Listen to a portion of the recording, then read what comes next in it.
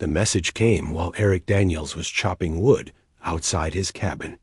His wrist device beeped 3 times the emergency signal. Eric dropped his axe and went inside, his boots leaving mud tracks on the wooden floor. He didn't care about the mess. That signal meant only one thing. Bad news. Eric pressed his thumb against the device's screen. Admiral Nancy Wright's face appeared, tired and grim. Major Daniels, your leave is canceled. Report to Washington Base immediately.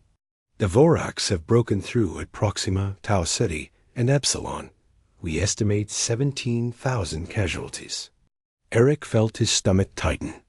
How did they get past our defenses? They didn't get past them.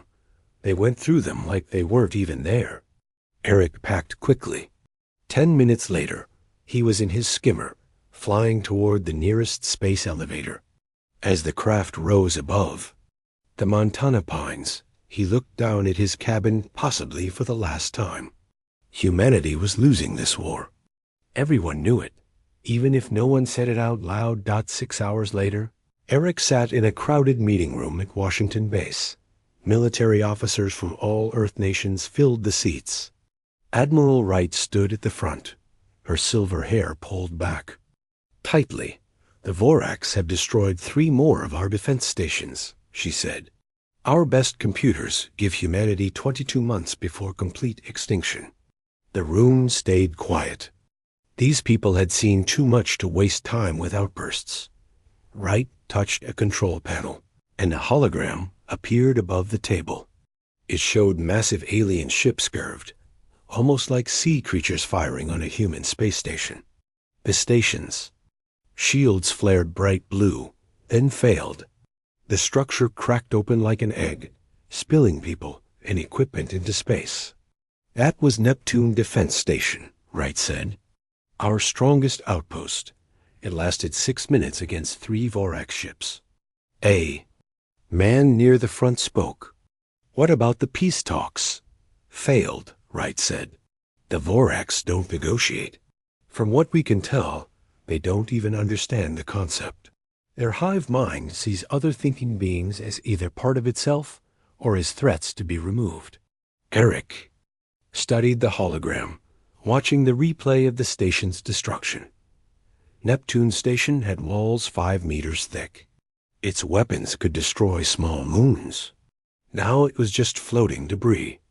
We've tried everything, Wright continued. Our best ships, our best weapons, our best tactics. Nothing works against them. The Vorax have conquered 17 other species before us. We're just next on their list.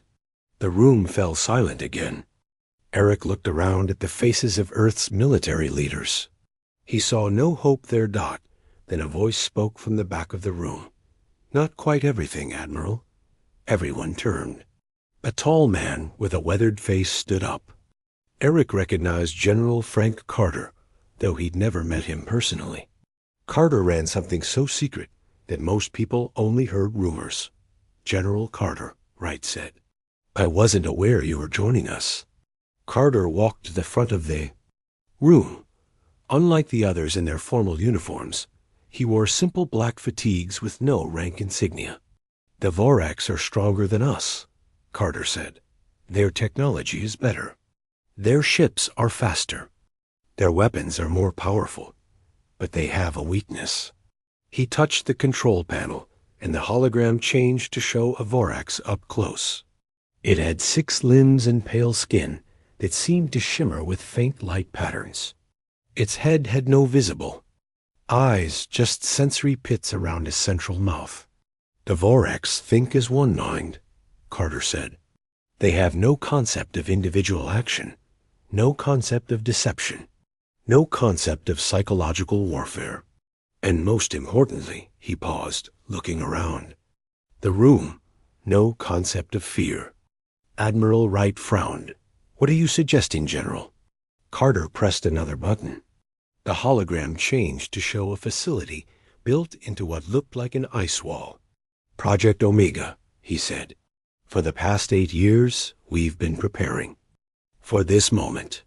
Deep beneath the Arctic ice, We've created something the Vorax cannot understand or predict. Eric leaned forward, suddenly interested. We took our best soldiers, Carter continued. Not just the strongest or smartest, but the ones with certain psychological profiles. People who could endure what we needed to do to them. Wright's eyes narrowed. What exactly have you done, Frank? We've created warriors beyond conventional limits, Carter said. 200 men and women who've undergone neural reconfiguration, physical enhancement, and psychological conditioning that most would consider extreme. You're talking about super soldiers, someone said. We've tried that. The Vorax still beat them. Carter shook his head. Not super soldiers. Something else. The Vorax understand strength and speed. What they don't understand is human ruthlessness. The capacity for controlled violence that exists in certain individuals. We found those individuals, Admiral. We enhanced those qualities. The room grew tense. Eric felt a chill that had nothing to do with the air conditioning. These aren't just elite troops, Carter said. They're Earth's last option. The kind of weapon you use when there's nothing left to lose. Admiral Wright stared at Carter for a long moment. You're talking about deploying Omega soldiers against the Vorax? Yes. The same program that 3 separate ethics committees tried to shut down? The same program that might save our species? Carter replied calmly. Wright looked around the room, then back at Carter. How soon can they deploy? 24 hours. Wright nodded slowly. Then God help us all. She turned to the room. This information is classified beyond top secret. You are dismissed except for Major Daniels.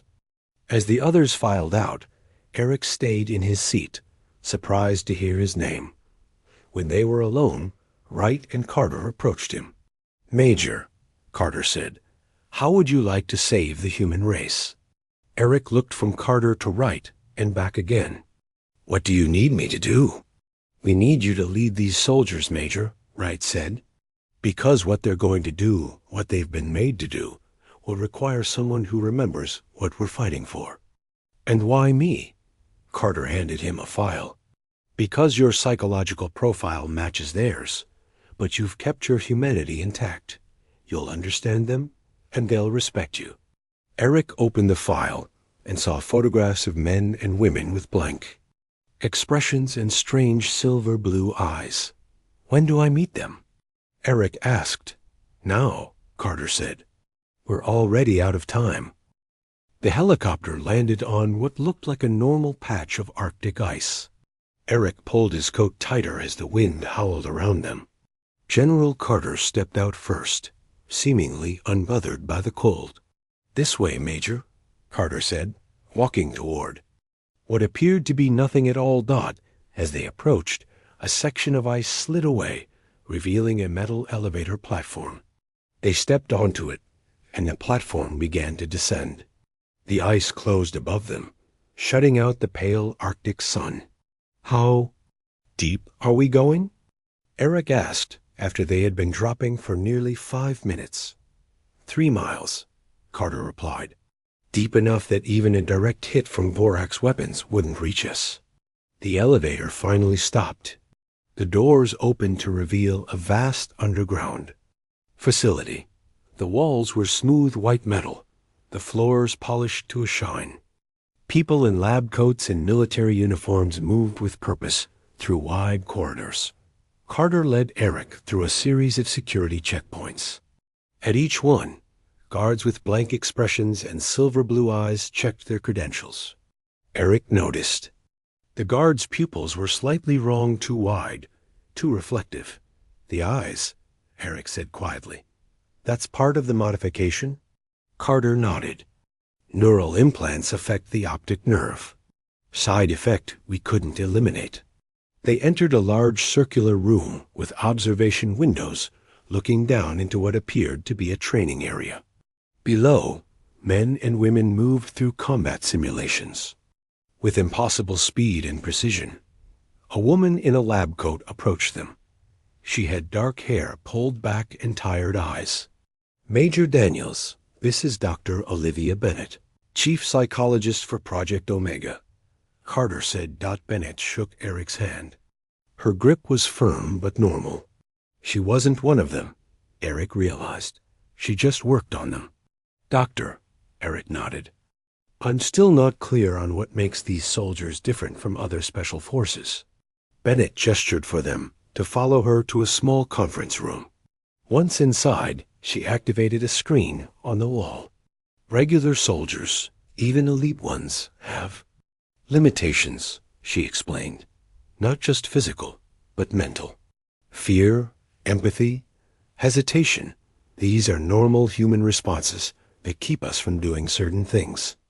On the screen, brain scans appeared.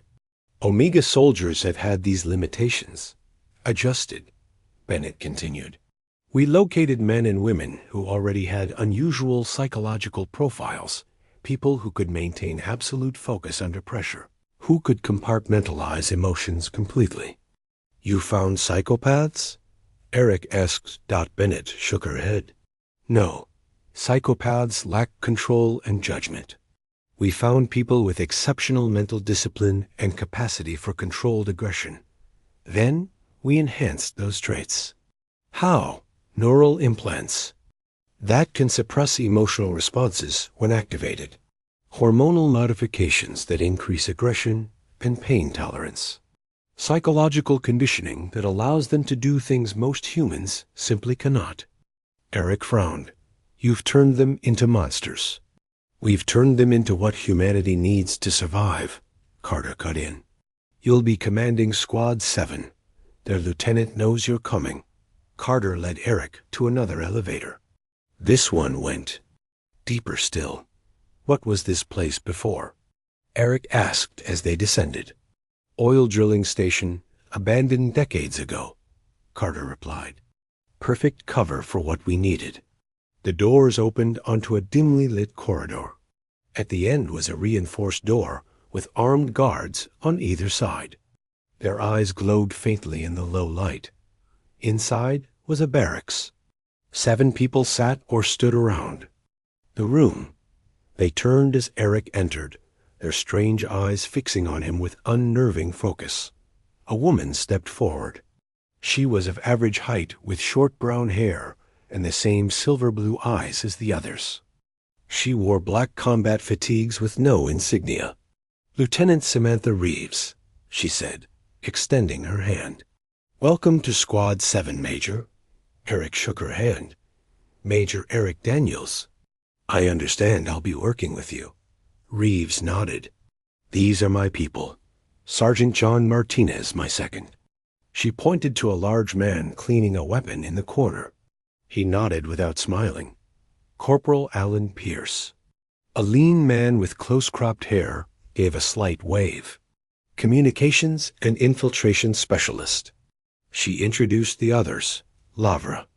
Foster, weapons expert. Kyle Bennett, demolitions.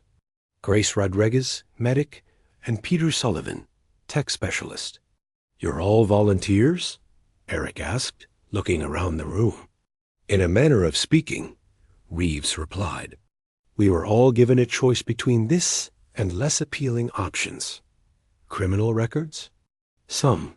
Others had psychological evaluations that made them unfit for conventional service, but perfect for this.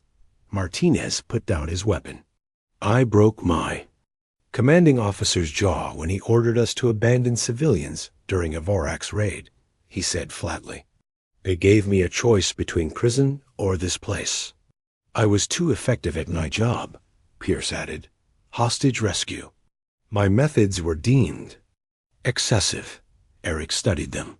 They didn't look like monsters. They looked like soldiers tired, hardened, but still human. When do we deploy? Eric asked. Tomorrow, Reeves said.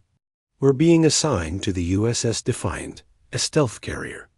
It will take us behind Vorax lines. And then? And then we show. The Vorax, something they've never seen before. Dr. Bennett entered the room, carrying a case. Time for final preparations, she said, opening it to reveal 7 injection devices. "What's that?" Eric asked. "Combat protocol activation," Reeves explained. "The full neural package only activates when needed. It's unpleasant to maintain that state long term."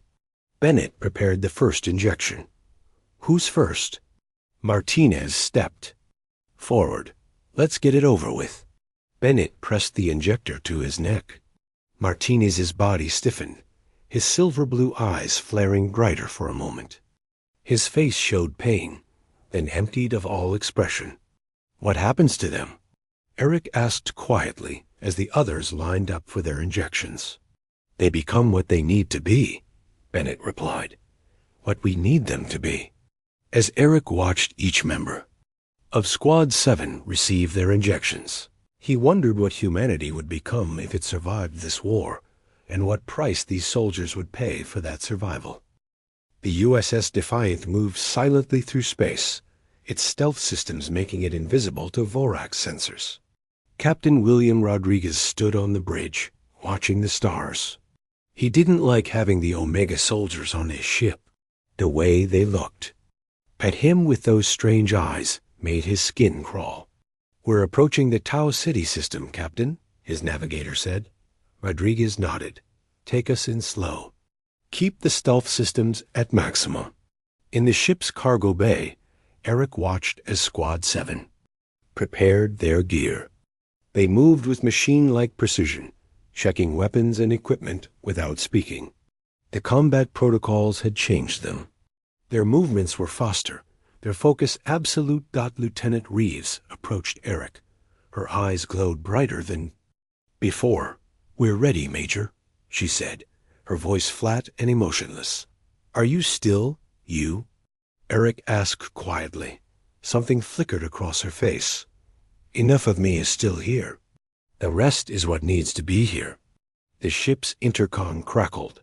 "Major Daniels, report to the bridge." Eric found Captain Rodriguez looking at a holographic display of Tau City. The display showed a planet that had once been New Anchorage, a human colony with 80,000 people. "We found a Vorax command center," Rodriguez said, pointing to a cluster of buildings. "They've taken over the colony's administration building." "That's our target," Eric said. Rodriguez frowned. "My orders are to drop your team and then maintain position at the edge of the system. If you're not back in 24 hours, we leave without you. We understand." "These Omega soldiers," Rodriguez said hesitantly. "What exactly are they going to do down there?" Eric thought about the briefings, about what Squad 7 had been designed for. "They're going to introduce the Vorax to fear." Squad 7 loaded into 7 small drop pods. Eric joined Reeves in hers, squeezed into the tight space. "Remember, we need to capture at least 1 Vorax alive," he reminded her. Reeves nodded. "Pierce knows what to do." The drop pods launched silently from the Defiant, falling through space toward the planet below. They entered the atmosphere, heat shields glowing orange as they descended. Each pod had stealth technology, making them nearly impossible to track. Landed in different locations around the colony, the pods using soft landing technology to hit the ground without sound. Eric and Reeves emerged from their pod in what had once been a park. Now it was a dead space, the grass brown, the trees withered. The colony was eerily quiet. Buildings stood undamaged but empty. The Vorax didn't destroy what they conquered, they simply removed the inhabitants. Eric saw a child's toy lying on the ground, a small robot dropped mid-play. Nearby, a cafe had tables with half-finished meals, now covered in dust. No bodies, no signs of struggle. The people had simply been taken. Reeves touched her communicator. "Squad, report positions." One by one, the team confirmed their landings. All had arrived safely and were converging on the administration building. Eric and Reeves moved through empty streets, keeping to shadows. As they got closer to the center of the colony, they began to see Vorax. The aliens moved with purpose, their 6 limbs carrying them in a smooth, unsettling motion. Their skin rippled with patterns of light that Eric knew was how they communicated. "They're talking to each other," Reeves whispered. "The entire hive mind is connected." They reached a position overlooking the administration building. The 5-story structure was now surrounded by alien technology, pulsing with the same light patterns as the Vorax themselves. The rest of Squad 7 arrived, taking positions around the building. Martinez and Pierce were closest to the entrance. Foster and Bennett were on the roof of a nearby structure with sniper rifles. Rodriguez and Sullivan were circling to the back. "Remember the plan," Eric said over the comm. "This isn't about killing them. It's about sending a message." Pierce's voice came through, cold and clear. "Ready to proceed?" Reeves gave the signal. The operation began. Martinez and Pierce moved first, using sound suppressors to eliminate the Vorax guards without alerting others. They didn't use standard weapons. They used specially designed darts that disrupted the Vorax nervous system without killing them. The aliens dropped, their light patterns flickering in confusion. The team dragged one unconscious Vorax into a nearby building. Pierce set up his equipment, neural interface designed to connect with the Vorax hive mind. He attached it to the captured alien's head. "Link established," he said. "I'm in there." Network. Eric watched Pierce's face as he connected with the Vorax consciousness. The man's expression changed, showing a rare emotion surprise. "They've never experienced anything like us before," Pierce said. "The hive mind is ... confused. They don't understand individual thought. They don't understand deception. They don't understand what we're about to do." Pierce began the transmission, sending the collected consciousness of Squad 7 into the Vorax hive mind. Not just their thoughts, but their nature, the predatory focus, the controlled violence, the singular purpose. Outside, the Vorax began to react. Their movements became erratic. Their light patterns flashed in chaotic sequences. "They're experiencing fear," Reeves said. "For the first time." Through the neural link, Pierce sent a simple message. "We are coming. We cannot be reasoned with. We cannot be stopped." Then Squad 7 moved into the second phase of their plan. They began to systematically attack the command center, using tactics designed for maximum psychological impact. They didn't just kill Vorax, they hunted them. They separated them, isolated them, made them experience what it meant to be alone, to be targeted, to be afraid. Eric watched as humanity's most ruthless soldiers did what they had been created to do. It wasn't a battle.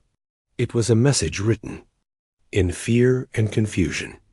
"Leave one commander alive," he ordered.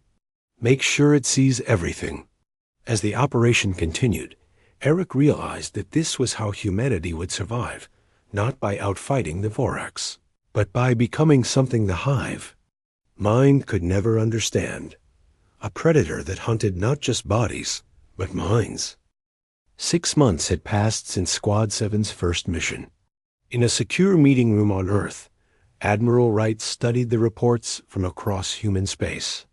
The screens showed something no one had expected to see. Vorax ships retreating. The door opened, and General Carter entered, looking tired but satisfied. "The Omega program is working better than we hoped," he said, taking a seat across from Wright. Wright nodded. 20 squads now, operating throughout Vorax territory, each one causing chaos in the hive mind. "Have you seen the latest intelligence?" Carter asked, activating a screen.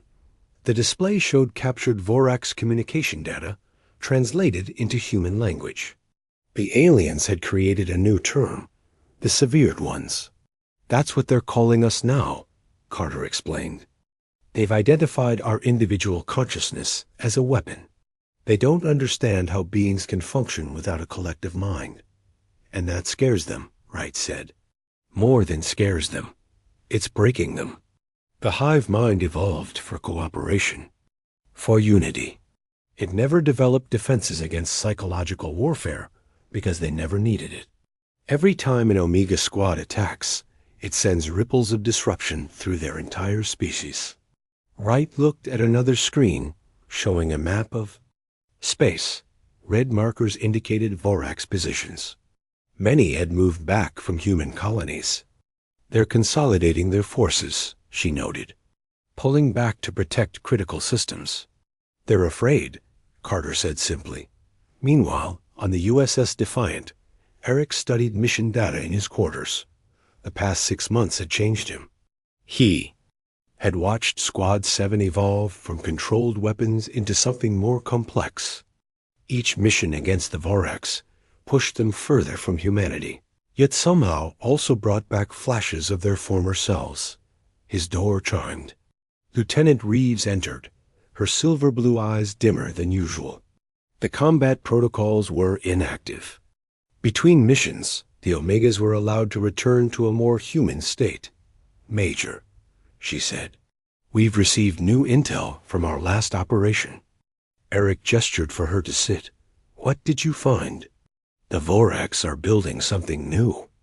A neural dampening weapon designed to counter human individualism.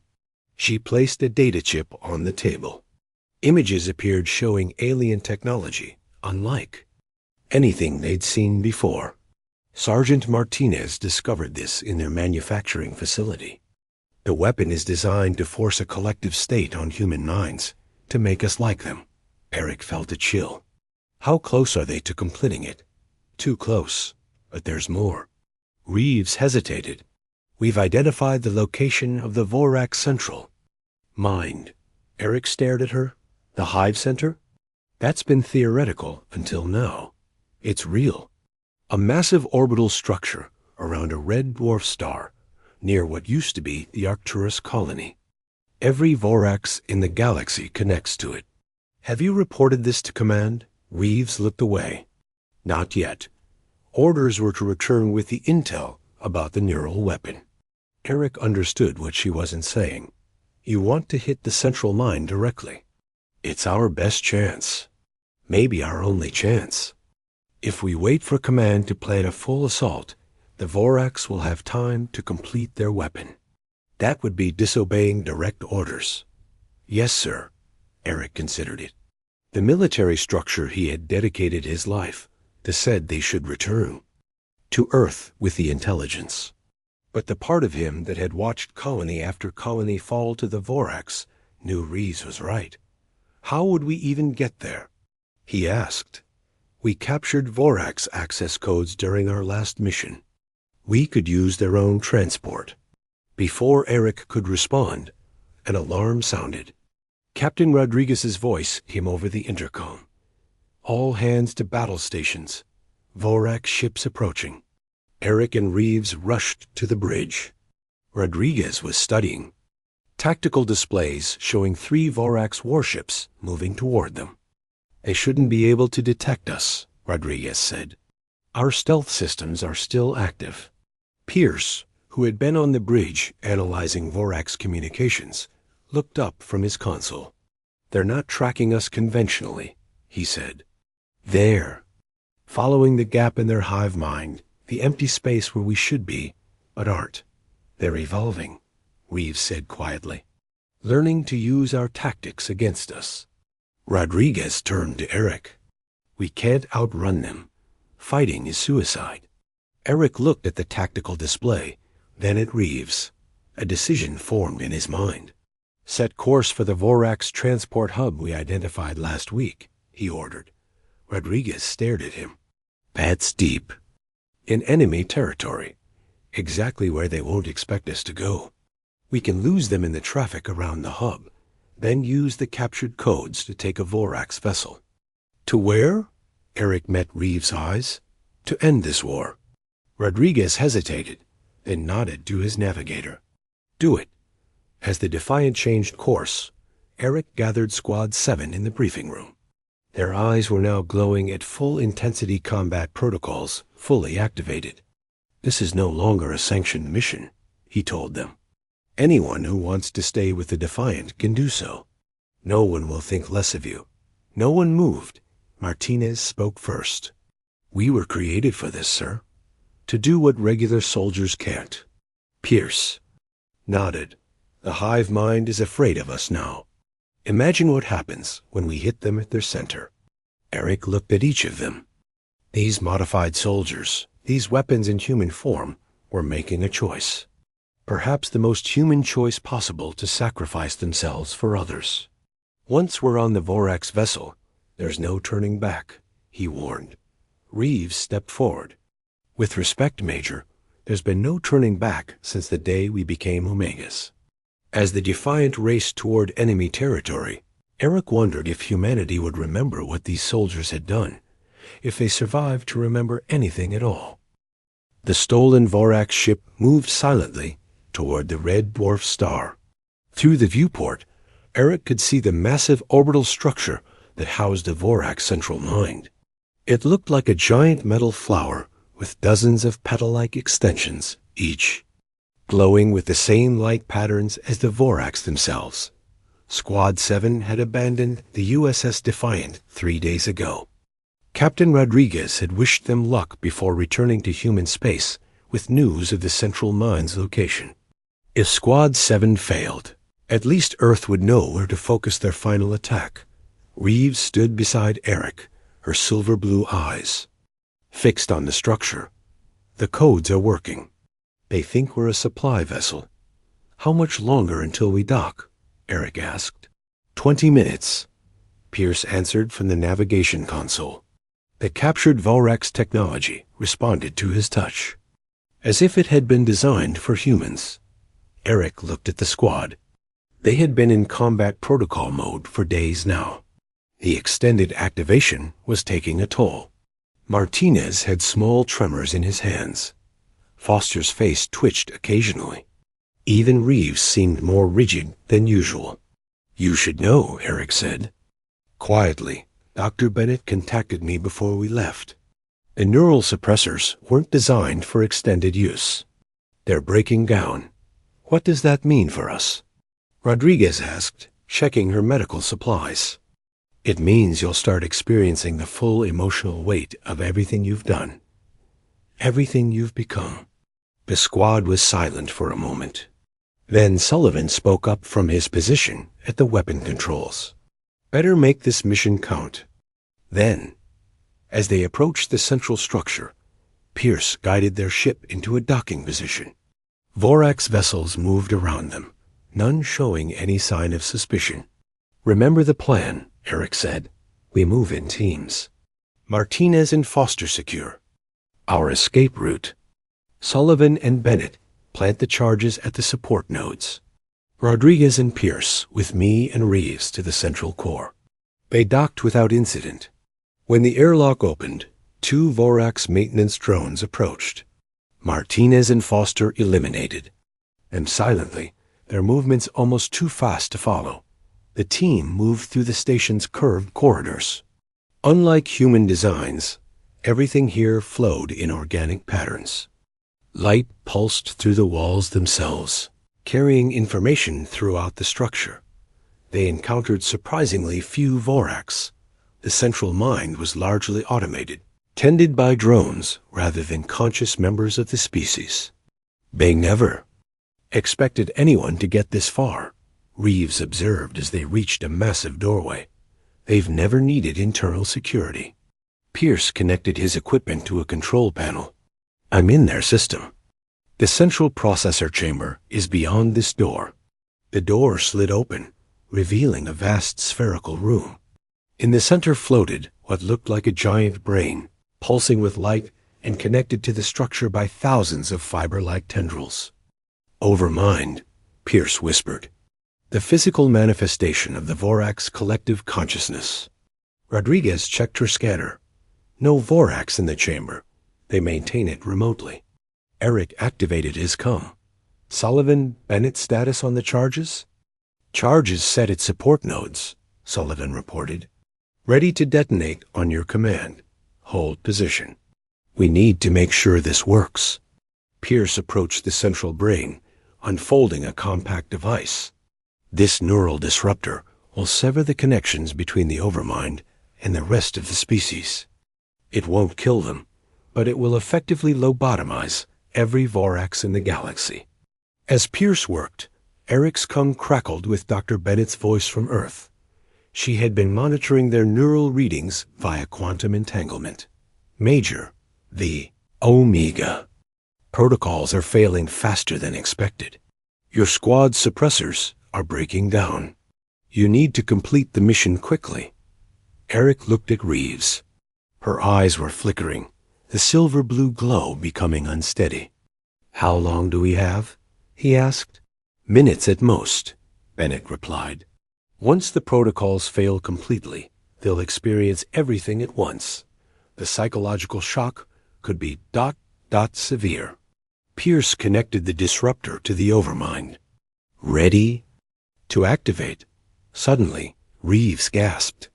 Her eyes cleared for a moment, showing normal human pupils before the silver-blue glow returned. "Something's happening," she said, her voice changing, showing emotion for the first time in days. "I can feel the overmind. It's aware of us." Pierce's equipment sparked. "It's fighting back, trying to connect with us." Reeves stepped forward, placing her hand on the brain-like structure. Her body went rigid. "Lieutenant!" Eric moved to pull her away, but Martinez caught his arm. "Wait," Martinez said. "Look at her face." Reeves' expression showed wonder, then horror, then understanding. When she spoke, her voice was different. "I can see them, Eric. All of them. The Vorax. They didn't understand. They evolved without predators, without competition. They don't have a concept of warfare or conquest. Their expansion wasn't aggression, it was ignorance. They couldn't comprehend existence outside the collective. That doesn't excuse what they've done," Eric said. "No, but it explains it." Reeves turned to him, her eyes now rapidly switching between human and Omega. "We have a choice. We can destroy them, or we can change them." "How?" The neural disruptor Pierce can modify it. Instead of severing connections, we can introduce human consciousness patterns into the hive mind. Show them what it means to be individual, to understand others as separate beings. Pierce looked uncertain. It could work, but there's no way to know what it would do to them, or to us. Eric hesitated. They had come to end the threat, not to transform it. But the soldier in him knew that the best victory was one where you didn't have to destroy your enemy completely. "Do it," he ordered Dot. As Pierce adjusted the device, Reeves kept her connection to the overmind. The others watched as her Omega protocols failed completely, her eyes returning to normal. "It's done," Pierce said finally. Reeves activated the modified disruptor. Energy flowed from the device into the overmind, carrying with it patterns of human thought, individuality, empathy, understanding. The structure around them shuddered. Lights flickered. For a terrible moment, Eric thought they had failed. Then, Reeves smiled, a real human smile. "They understand now," she whispered before collapsing. 3 months later, Admiral Wright stood before the Earth Congress. The screens behind her showed Vorax ships withdrawing from human space, returning to their own territories. "The war is over," she announced. "The Vorax have opened diplomatic channels. They are ... changed.